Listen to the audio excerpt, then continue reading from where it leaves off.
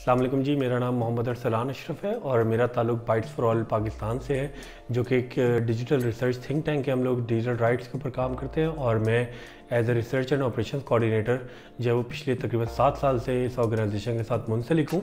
आज मैं आप लोगों को बताऊंगा कि आप जो है वो अपने फ़ोन को जब बेचने जाते हैं तो उसको किस तरह जो है उसके अंदर से तमाम डेटा परमानेंटली जो है वो उसको डिस्ट्रॉय कर सकें, क्योंकि रिसेंटली बहुत से तरह के केसेस सामने आए हैं जिसके अंदर आप फ़ोन जो है वो अपनी फैक्ट्री रीसेट के ऑप्शन को जो है वो यूज़ तो कर लेते हैं और उसमें से चीज़ें आप डिलीट भी कर देते हैं, बट वो बाद में दोबारा रिकवर भी हो जाती हैं। तो अक्सर जो है वो लोगों का यही ख्याल है कि वो फैक्ट्री रीसेट के बाद चीज़ें परमानेंटली डिलीट हो जाती हैं, बट ऐसा नहीं होता। उनको डिफरेंट टूल्स और एप्लीकेशंस के थ्रू दोबारा इंस्टॉल जो है वो आपके फ़ोन के अंदर किया जा सकता है। तो सबसे पहले तो जो है इसमें सजेशन यही है कि कोशिश करें कि आप अपने फ़ोन को कभी भी ना बेचें, उसको बिल्कुल टू दी एंड यूज़ करें। अगर आप उसके बाद मतलब कि आप वो अनयूजेबल है, आपको नए फ़ोन के ऊपर जाना है, टेक्नोलॉजी अपग्रेड करनी है, तो उस फ़ोन को जो है वो आप घर के अंदर रख लें एज ए बैकअप फ़ोन, या फिर जो है वो उस फ़ोन को डिस्ट्रॉय कर दें, क्योंकि उसके अंदर बहुत सी तरह की चीज़ें होती हैं जो बाद में आपके लिए नुकसान का बायस बन सकती हैं।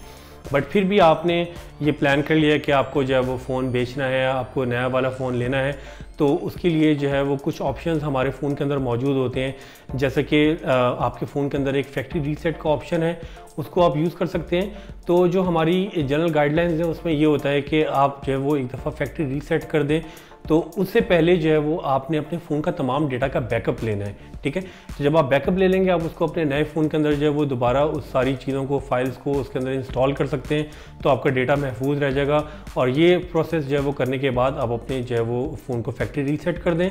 मार्केट में डिफरेंट टूल्स जो हैं वो आपकी एप्लीकेशन की सूरत में अवेलेबल हैं। जैसे आपके फ़ोन के ऊपर सी क्लीनर है, आपके लैपटॉप के ऊपर भी सी क्लीनर और इरेज़र के नाम से जो है वो मौजूद हैं। आप अपने फ़ोन में भी एप्लीकेशन को इंस्टॉल करके उसका जो है वो डेटा परमानेंटली डिस्ट्रॉय कर सकते हैं। या फिर आप जो है वो इससे भी बेहतर ऑप्शन वो ये है कि अपने फ़ोन को अपने लैपटॉप के या कंप्यूटर के साथ कनेक्ट करके उस सॉफ्टवेयर को अपने फ़ोन की ड्राइव के अंदर कम्प्लीटली जो है वो रन करेंगे, तो आपका जो है वो फाइल्स परमानेंटली डिस्ट्रॉय हो जाएंगी और वो दोबारा रिकवर नहीं हो सकती हैं। जब आप फ़ोन आपका ख़राब होता है, आप रिपेयर कराने शॉप के ऊपर जाते हैं, तो वहाँ पर जब आप शॉप वाले को आप फ़ोन देते हैं तो वो अक्सर कहते हैं कि आप फ़ोन छोड़ जाएँ, हम शाम को जो है वो आपको कॉल करके आपका फ़ोन जो है वो आपको वापस कर देंगे। तो वो फ़ोन के अंदर से आपकी जो है वो फाइल्स कॉपी कर सकते हैं, उसको जो है वो किसी और जगह पे सेव करके वायरल कर सकते हैं। बट अगर आप आईफोन की बात करते हैं तो आप आईफोन को जो है वो अपने लैपटॉप के साथ कनेक्ट करके उसके ऊपर जो है वो ये इरेज़र वाली जो चीज़ है या सी क्लीनर आप उसको रन कर सकते हैं।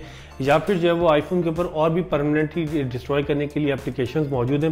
ऐप स्टोर के ऊपर, आप उनको भी जो है वो यूज़ कर सकते हैं परमानेंटली डिस्ट्रॉय के लिए। बट इसके लिए सबसे इम्पॉर्टेंट चीज़ है कि आप अपने डेटा का बैकअप जो है वो ज़रूर लें, और फ़ोन बेचने से पहले अपना सिम कार्ड और मेमोरी कार्ड जो है वो अपने फ़ोन से ज़रूर जो है वो निकाल दें, क्योंकि वो आपके लिए बाद में मसले का बायस बन सकता है।